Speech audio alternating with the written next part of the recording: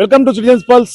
ప్రస్తుతం మనం MGBS station లో ఉన్నాం. ఆర్టీసీ ఉద్యోగులు సమ్మె బాట పట్టినటువంటి నేపథ్యంలో ఆర్టీసీలో సమ్మె సైరన్ మోగింది. గత అర్ధరాత్రి నుంచి కూడా ఆర్టీసీ బస్సు కదలనటువంటి నేపథ్యం. అంటే బస్సు యొక్క పయ్యలు ఎక్కడొక్కడ ఆగిపోయినాయి. మరోవైపు ఎంప్లాయీస్ అందరూ కూడా వాళ్ళ యొక్క డిమాండ్లతోటి ప్రభుత్వంతో జరిపినటువంటి చర్చలు విఫలం కావడంతో ప్రధానంగా ఇవాళ ఆర్టీసీ సమ్మె బాట పట్టినటువంటి నేపథ్యం. అయితే ప్రధానంగా ఇవాళ వాళ్ళ సమస్యలు, విలీనం ప్రక్రియ కూడా, కొంత ఉద్యోగస్తుల విలీనం, ఇవన్నీ కూడా చాలా అంశాలు ఉద్యోగులకు సంబంధించి ఉన్నటువంటి నేపథ్యంలో ప్రభుత్వం ఈ యొక్క వాళ్ళ డిమాండ్లను విముఖత వ్యక్తం చేసినటువంటి నేపథ్యంలో ప్రస్తుతం ఆర్టీసీ బస్ స్టాండ్ లో ఎంజీబీఎస్ లో ఉన్నాం. ఇక్కడ ప్రయాణికులు చూసుకోవచ్చు, పెద్ద ఎత్తున వాళ్ళందరూ కూడా వెయిట్ చేస్తారు. కేవలం ఇతర రాష్ట్రాలకు సంబంధించి, అంటే కర్ణాటకకు సంబంధించో లేకుంటే ఆంధ్రప్రదేశ్ సంబంధించినటువంటి బస్సులు మాత్రమే ఇక్కడి నుంచి వెళ్తున్నాయి. అయితే కొన్ని తెలంగాణకు సంబంధించినటువంటి సర్వీసులు గత రాత్రి ఏవైతే వచ్చినాయో అవి మాత్రమే ఇవాళ వెళ్లిపోయి వాళ్ళ డిపోలకి, ఆయా డిపోలకు చేరుకోబోతున్నటువంటి పరిస్థితి. అయితే ఇవాళ కార్మిక సంఘాల జేసీతో అయితే మాత్రం ప్రభుత్వం చేసినటువంటి ఆ యొక్క యాజమాన్యం జరిపినటువంటి చర్చలు అయితే విఫలం కావడంతో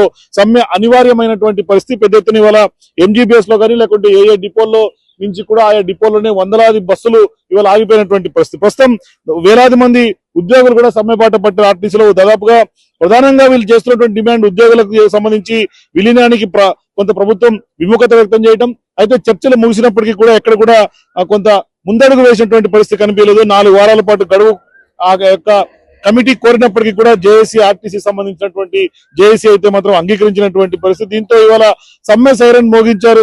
ఆర్టీసీ కార్మికులందరూ కూడా బస్సులు నిలిచిపోయినాయి.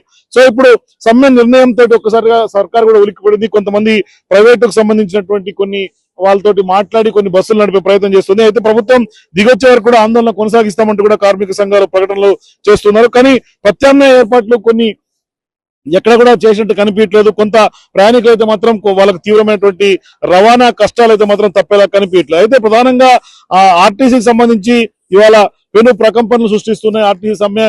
మరోవైపు ప్రభుత్వం కూడా ఒకసారిగా ఉలిక్కిపడినటువంటి పరిస్థితి. ఎందుకంటే వాళ్ళకు సంబంధించినటువంటి డిమాండ్ అన్ని కూడా న్యాయపరమైనటువంటి డిమాండ్లు కావడంతో ఈ యొక్క పరిష్కారం సంబంధించి ఆర్టీసీ కార్మికులు చేపట్టినటువంటి పోరుబాట చివరాఖరకు సమ్మెకు దారితీసిందని చెప్పుకోవాలి. పెద్ద ఎత్తున టీజీఎస్, ఆర్టీసీకి సంబంధించి ఉద్యోగులతో ప్రభుత్వం మంగళవారం చెప్పినటువంటి చర్చలు కూడా విఫలం కావడంతో కార్మిక సంఘాలకు సంబంధించినటువంటి జేఏసీ ఏదైతే జాయింట్ యాక్షన్ కమిటీ ఉందో గత అర్ధరాత్రి వరకు కూడా రాష్ట్ర వ్యాప్తంగా చర్చ జరిపిన తర్వాత చర్చలు విఫలం కావడంతో సమ్మెకు పిలుపునిచ్చినటువంటి నేపథ్యం. దీంతో ఇప్పుడు ప్రయాణికులకు రవాణా కష్టాలు అయితే మాత్రం తప్పేలా కనిపించలేదు. పెద్ద ఎత్తున ఇవాళ డిపోలకే పరిమితం అవుతున్నటువంటి పరిస్థితి మనకి బస్సులకు సంబంధించి కనిపిస్తుంది. అంటే కేవలం కమిటీల పేరుతో కాలయాపన చేస్తుంది ప్రభుత్వం. మా సమస్యలు అయితే పరిష్కారం జరగట్లేదు. కేవలం వీళ్ళు పెడుతున్నటువంటి డిమాండ్లు 32 డిమాండ్లు పెడుతున్నారు. ఆర్టీసీకి సంబంధించినటువంటి కార్మికులు ప్రభుత్వం పరిష్కరించాలి అంటే 32 డిమాండ్లు మా ఉన్నటువంటి నేపథ్యంలో మాకు పరిష్కరించాలంటూ కూడా కోరుతున్నటువంటి నేపథ్యం కనిపిస్తుంది. ప్రధానంగా ఇక్కడ పూర్తి స్థాయిలో కాంగ్రెస్ ప్రభుత్వం దిగొచ్చే వరకు కూడా మేము సమ్మె కొనసాగిస్తామంటూ కూడా చెప్తున్నారు. మరోవైపు వీళ్ళు పెడుతున్నటువంటి ప్రధానమైనటువంటి డిమాండ్లు చూసుకుంటే కనుక ఆర్టీసీ ప్రభుత్వంలో విలీనం చేయాలనే ఒక అంశం అయితే ప్రధానంగా ఆర్టీసీ ఉద్యోగులుగా, ప్రభుత్వ ఉద్యోగులుగా గుర్తించాలని రెండో డిమాండ్ కనిపిస్తుంది. ట్రేడ్ యూనియన్ల పైన ఆంక్షలు ఎత్తేసి గుర్తింపు సంఘం ఎన్నికలు నిర్వహించాలి. అట్లాగే ఉచిత బస్సు పథకం కింద నెలకు 400 కోట్ల రూపాయల బకాయిలను కూడా తక్షణమే ప్రభుత్వం నుంచి కూడా విడుదల చేయాలనే అంశం కీలకమైనటువంటి డిమాండ్ కనిపిస్తుంది. అట్లాగే బ్రెడ్ విన్నర్ కానీ కాంట్రాక్ట్ అవుట్ సోర్సింగ్ పోస్టులను కూడా తక్షణమే పర్మనెంట్ చేయాలనే అంశం మీద కూడా, అట్లాగే అద్దె బస్సుకు సంబంధించినటువంటి డ్రైవర్లను కూడా సంస్థలో విలీనం చేసుకోవాలి. అట్లాగే సంస్థ ప్రైవేటీకరణ యోచన కూడా విరమించాలి. అట్లాగే ఎలక్ట్రిక్ బస్సులను ప్రభుత్వం కొనుగోలు చేసి ఆర్టీసీ సంస్థకు అప్పగించాలని. సో ఇట్లా ప్రధానమైనటువంటి కీలకమైనటువంటి డిమాండ్స్ కొన్ని కనిపిస్తున్నాయి. మొత్తం 32 డిమాండ్లు ఉన్నాయి. కొంతమంది ప్రయాణికులు కూడా వాళ్ళు బస్సుల కోసం వెయిట్ చేస్తున్నటువంటి పరిస్థితి కనిపిస్తుంది. వాళ్ళతో మాట్లాడే ప్రయత్నం చేద్దాం. సో ఇప్పుడు బస్సుల కోసం వాళ్ళు నిరీక్షిస్తున్నారు ఇక్కడ బస్ స్టాండ్ లో. ఏమ్మా పెద్దమ్మా, బస్సులు సమ్మె అంటున్నారు, బస్సులు రావట్లేదు, ఏంటి మీరు ఎంతసేపు నుంచి వెయిట్ చేస్తున్నారు బస్ స్టాండ్? ఆకలి అవుతుంది, దూపు అవుతుంది, వచ్చి 2 గంటల సేపు అయింది నాన్న.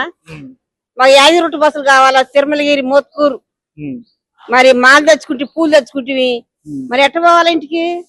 మరి సమ్మె అనే విషయం మీకు తెలియదా? తెలియదు, ఇంటికాడ ఉండగా తెలియదు. ఛార్జింగ్ బండి ఎక్కొచ్చును, మరి ఎట్ట మరి ఇప్పుడు ఏంది ఇప్పుడు ఈ లగేజ్ తీసుకుని ఆడికి పోవాలి, ఎట్లా పోవాలి? ఇప్పుడు మరి మోత్కూరు పోవాలా, తిరుమలగిరి మోత్కూరు పోవాలా, మరి ఎట్ట మరి బస్సులు ఎట్ట పంపియండి, బస్సులు పంపియండి. ప్రభుత్వానికి మీరు ఏం చెప్తారు? సడన్ గా సమ్మె చేస్తున్నారు ఆర్టీసీ ఉద్యోగులందరూ కూడా, ప్రభుత్వానికి ఏం చెప్తారు? మేమేం చెప్తాం, వాళ్ళకి ఏం కావాలనో, వాళ్ళకి డ్యూటీలు ఎక్కువ కావాలంటే, పైసలు ఎక్కువ కావాలంటే వాళ్ళంతా బంద్ చేసి కూర్చున్నారు. బంద్ చేయడం కరెక్టేనా? బంద్ చేయడం కరెక్ట్ కాదు. మరి అడుక్కోవాలి కానీ అట్లా కరెక్ట్ ఇట్లా బంద్ చేసి ఇట్లా కూర్చుంటే జనం ఆకలా దూప ఈడ కూర్చుంటివి మరి మా పరిస్థితి ఏంటిది? సో ఇది ఒక పెద్దమ్మ చెప్తుంది, వాళ్ళు తిరుమలగిరికి వెళ్ళి బస్సులు 2 గంటలుగా వెయిట్ చేస్తున్నా కూడా బస్సులు రానటువంటి పరిస్థితి. ఇక్కడ కొంచెం ఇంకో పెద్ద ఏం పెద్ద బస్సులు బంద్ మీరు ఎట్లా చూస్తున్నారు? మేము హన్మకొండ పోవాలండి. అనుకుండా మేము వచ్చి గంట అవుతుంది, ఒకటి రావటం లేదు, ఏంటి అని చూస్తాను. అంటే మీకు ఆర్టీసీ సమ్మె అనే విషయం తెలిసింది, ఎప్పుడు తెలిసింది? తెలియకనే వస్తే ఇట్లా ఉంది. సో ఇది పరిస్థితి. ఇక్కడ ఇంకొక పెద్ద ఆయన కూడా ఉన్నాడు. ఏం సార్ మీరు ఎంతసేపటి నుంచి వెయిట్ చేస్తున్నారు?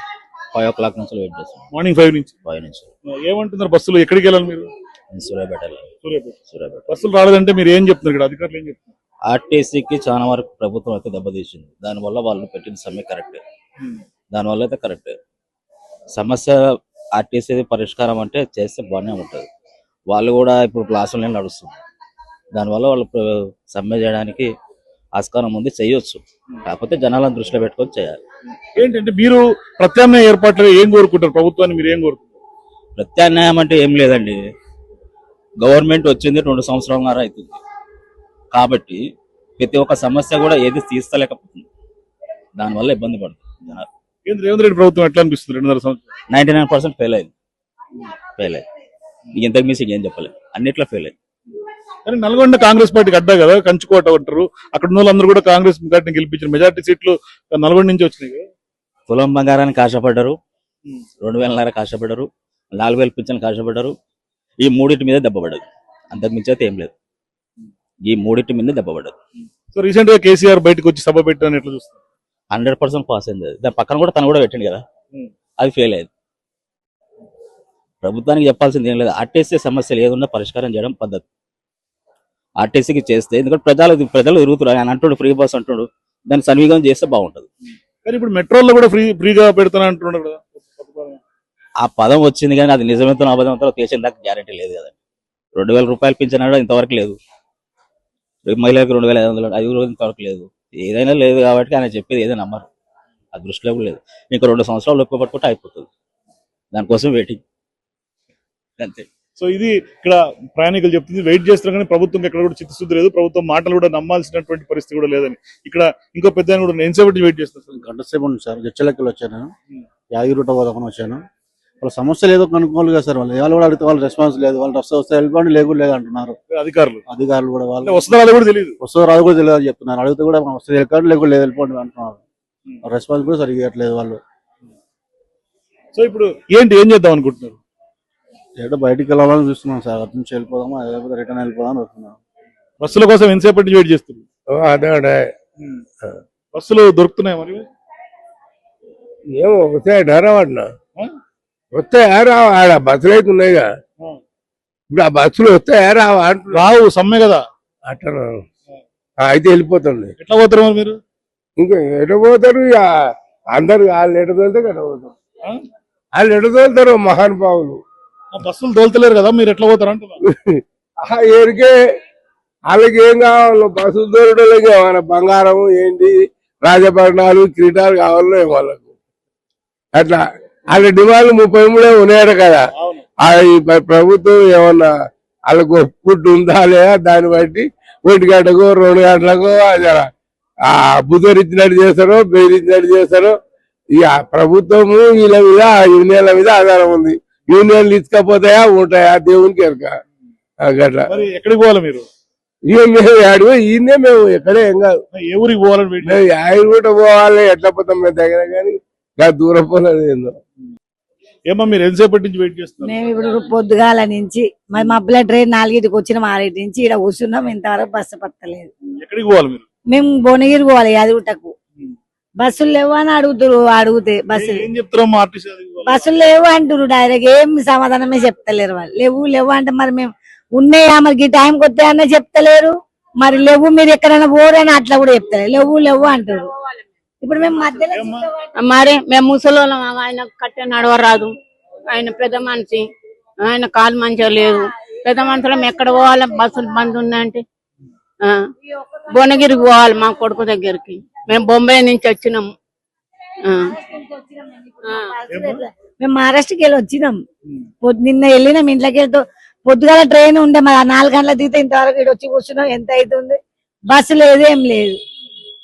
సో ఇది ఇక్కడ చెప్తుంది, ఇంకా పెద్దవాళ్ళు ఉన్నారు కొంతమంది అడుగుదాం. ఏమో మీరు ఎంతసేపటి నుంచి వెయిట్ చేస్తారు? మేము పొద్దుగాల నుంచి ఏడు చేస్తున్నాం సార్. పొద్దుగాల నుంచి మేము బస్సులు వస్తున్నాయి అనుకొని వచ్చినాం. వీడికి వచ్చినాక లేవంటు. ఎక్కడి నుంచి వచ్చారు? మేము ఇక్కడ ఈడికి వచ్చి 3 రోజులు ఆయా కార్మానం వచ్చినాయి. మా అల్లుడు దించేసిపోయింది ఈడ. ఇక ఇప్పుడు జనగా అవతల రణి తెలుగు పోవాలి. ఆడికెళ్ళి ఇంకా పల్లెటూర్లలో పోవాలి. ఇక మరి నీకు తెలియదు ఆర్టీసీ సమ్మె ఉంది తెలియదు సార్, తెలియదు. ఏం చెప్తావు మా ప్రభుత్వానికి? ఎందుకు ఈ సమ్మె గురించి మీరు ఏం చెప్తారు? మాకు ఏది చెప్పలేదు. మరి బస్సులు బంద్ ఉన్నాయని నిన్నమన్నారు. ఇట్లా అయితే మాకు అట్లా ఉంది చుట్టాల ఇళ్ళల్లో. మాకు తెలియకుండా వచ్చినాం.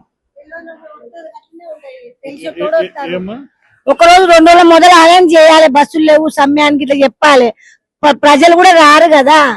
గిట్లా వచ్చినాక హఠాత్తుగా గంత మంది ఉన్నాక ఇప్పుడు బంధాలు పెట్టుకుంటే ఎక్కడని పోతారు మందు. ఇప్పుడు తెలియని వాళ్ళు కూడా ముసలోళ్ళు ఉన్నారు, ఎంతో మంది ఉన్నారు. ఇంకా అక్కడక్కడ పోయి ఇలా పడుతారు. ఎక్కడని పోతారు చెప్పు. ఇప్పుడు పెద్ద కూడా ఉంది. ఏమ్మా మీరు ఎంతసేపటి నుంచి వెయిట్ చేస్తున్నాం? మేము ఇప్పుడు వచ్చిన గంట అవుతుంది. హన్మకొండ పోవాలి. మరి బస్సులు రాకపోతే ఏం చేస్తారు మీరు? ఏంటి ఏం చేయాలో అర్థమైతే లేదు. ఏమ్మా నువ్వు? పొద్దుగాల సంది వచ్చినాం మేము. పొద్దుగాల 7 గంటలకి వచ్చినాం. అప్పటి సంది వేడి చేస్తున్నాం. బస్సుల గురించి ఇంకా రాలేవు. ఎక్కడికి పోవాలి మీరు? భువనగిరికి. మరి ఏం చెప్తారు అధికారులు? ఏం చెప్తారు ఆర్టీసీ అధికారులు? ఏం చెప్తలేరు. ఇవాళ వస్తాయి లేకుంటే రేపు వస్తాయి అంటారు. అంతనే ఏమంటలేరు వాళ్ళు. సమ్మె గురించి ఏమని చెప్తారా? ఏం చెప్తలేరు వాళ్ళు. సో ఇది ఇక్కడ ప్రయాణికులు చెప్తున్నటువంటి పరిస్థితి. అధికారులు కూడా ఏం చెప్పట్లేదు, మేము కావాలని వెయిట్ చేస్తున్నాం. ముందే ప్రకటించి ఉంటే సమ్మె అనే విషయం తెలుసుంటే మేము వచ్చుండే వాళ్ళం కాదు. కనీసం మాకు వితౌట్ ఇన్ఫర్మేషన్ కాబట్టి మేము పిల్లలతోటి ముసలి వాళ్ళతోటి వచ్చి ఇక్కడ ఇబ్బందులు పడుతున్నాం, ఆర్టీసీ బస్ స్టాండ్ లో పడిగాపులు కాస్తున్నాం అంటూ కూడా వాళ్ళు ఆవేదన వ్యక్తం చేస్తున్నారు.